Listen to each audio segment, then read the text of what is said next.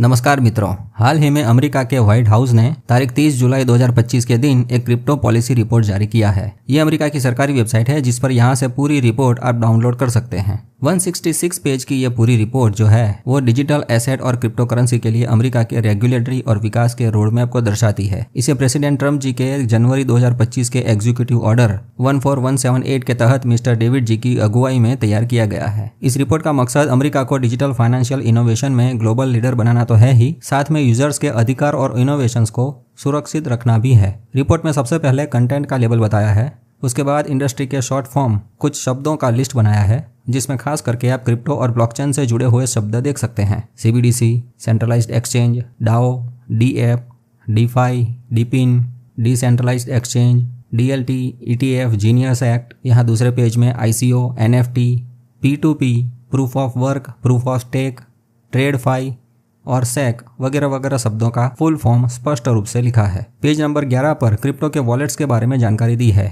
12वें page पर oracles के बारे में बताया है।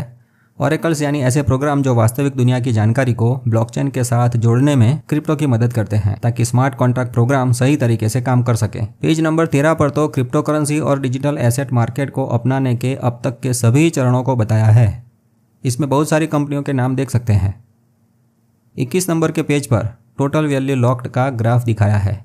वर्ष 2025 में आज तक $130 बिलियन के क्रिप्टो विविध एक्सचेंज इस पर टेक किए गए हैं। टेकिंग यानी फिक्स डिपॉजिट की तरह लॉक किए हैं। लॉक की गई हुई कुल क्रिप्टो करेंसी की कीमत को टोटल वैल्यू लॉक्ड यानी कि TVL कहते हैं। यह कीमत डॉलर में मापी जाती है और दर्शाती है कि कितना पैसा DeFi सिस्टम में निवेश किया गया है। ज्यादा TVL मतलब ज्यादा भरोसा और क्रिप्टो के ज्यादा उपयोग। पेज नंबर 24 पर लिक्विडिटी पूल के बारे में बताया है जिसमें यूनिस्वैप का एक उदाहरण दिया है। आगे पेज नंबर 28 पर क्रिप्टो सर्विसेज देने वाली संस्थाओं के विविध प्रकार और उनके कार्य के बारे में बताया है। आप शांति से इस रिपोर्ट को डाउनलोड करके ये सब पढ़ सकते हैं। लिंक डिस्क्रिप्शन में है। हमने इस पूरे रिपोर्ट में से 6 मुख्य टॉपिक्स निकाले हैं जिस पर आज बात करेंगे।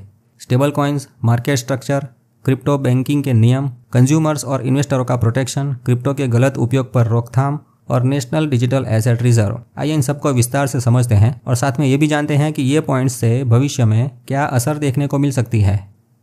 तो पहला पॉइंट है स्टेबल कॉइन और पेमेंट्स। स्टेबल कॉइन्स ऐसी क्रिप्टो करेंसी है जो अपने वैल्यू को डॉलर की कीमत के साथ जोड़ती है।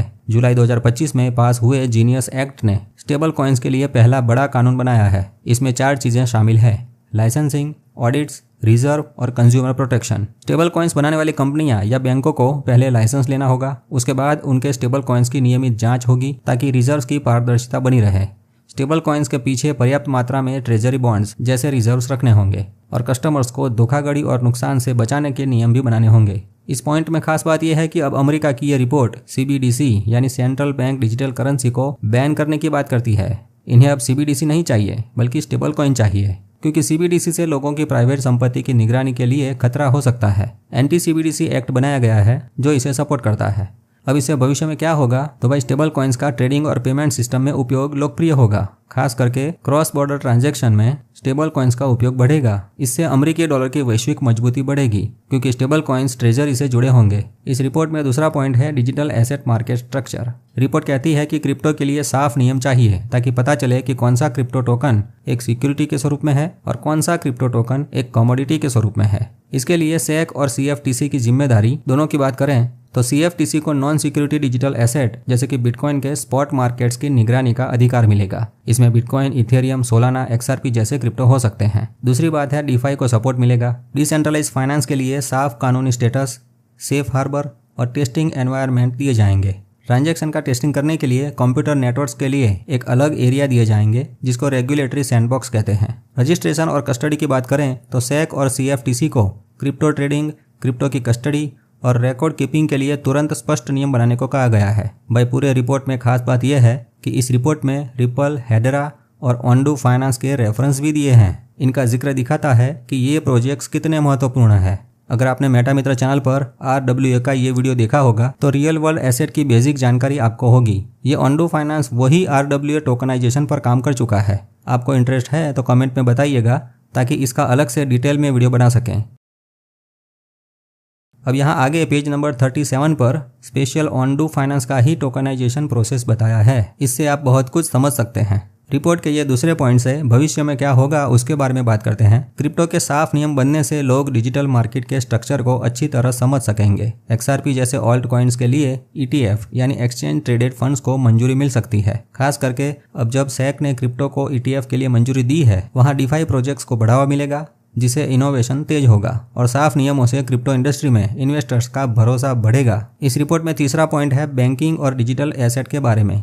अमेरिका में पिछली सरकार की पॉलिसियों ने बैंकों को क्रिप्टो से दूर रखा था और आज की तारीख की ट्रम्प सरकार ने क्रिप्टो को सपोर्ट करने की पॉलिसी अपनाई है। अमेरिका की सरकार ने वहां की बैंकों को क्रिप्टो सर्विसेज देने की इजाज़त स्पष्ट रूप से दे दी है। इसमें 3 चीज़ें खास है।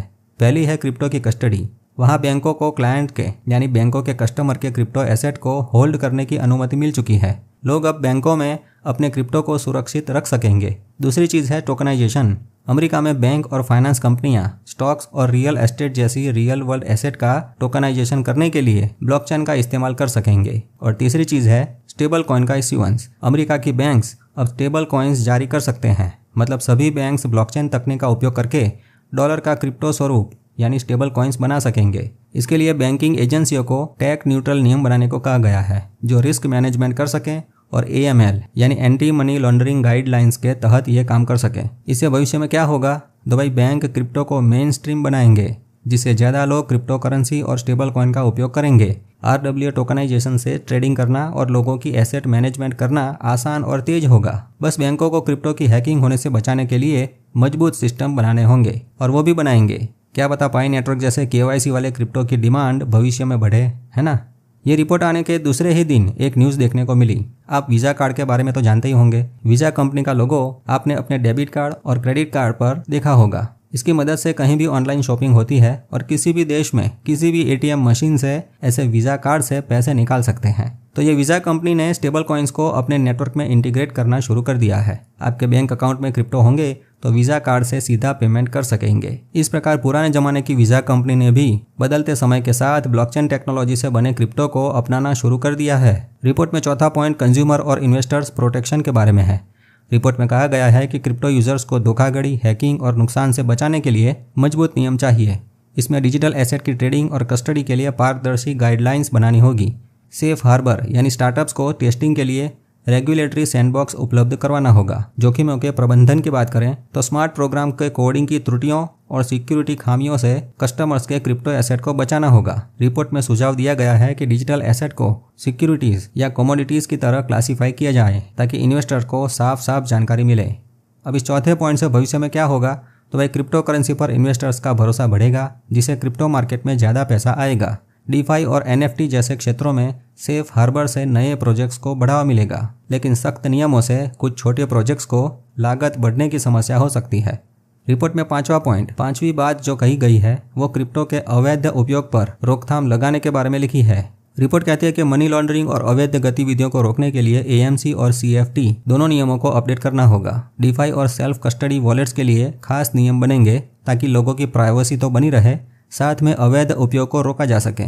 मित्रों, यहाँ बिटकॉइन और इथेरियम की तुलना में पाई नेटवर्क फिट बैठता है, क्योंकि बिटकॉइन और इथेरियम से मनी लॉन्ड्रिंग और टेररिज्म फाइनेंस को रोक पाना मुश्किल है। यूं कहो सभी देशों का सिरदर्द बना हुआ है। सस्पिशियस एक्टिविटी रिपोर्ट यानी कि SAR को डिजिटल एसेट के लिए उपयोगी बनाया जाएगा। ट्रेजरी और NIST जैसी एजेंसियां ग्लोबल स्टैंडर्ड्स के साथ ग्लोबल कोऑर्डिनेशन का काम करेगी। नए नियमों से क्रिप्टो सर्विस प्रोवाइडर्स को अपनी सिस्टम अपडेट करनी पड़ेगी, मतलब अपने अकाउंट से क्रिप्टो को ट्रांसफर करने के लिए फिर से वीडियो KYC या अपनी ID का उपयोग करना पड़ेगा। इस पांचवें पॉइंट से भविष्य में ड्रग ट्रैफिकिंग के लिए जो क्रिप्टो का अवैध उपयोग होगा वो कम होगा, जिससे सरकार और इन्वेस्टर्स का भरोसा क्रिप्टो पर बढ़ेगा। हाँ, प्राइवेसी और सिक्योरिटी के बीच में बैलेंस बनाना मुश्किल जरूर होगा, जिससे कुछ बड़े माफिया यूजर्स नाराज हो सकते हैं।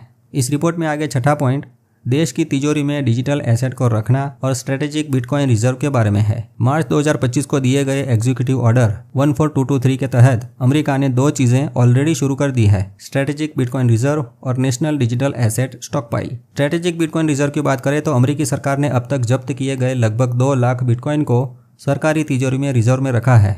इन्हें बेचा नहीं जाएगा।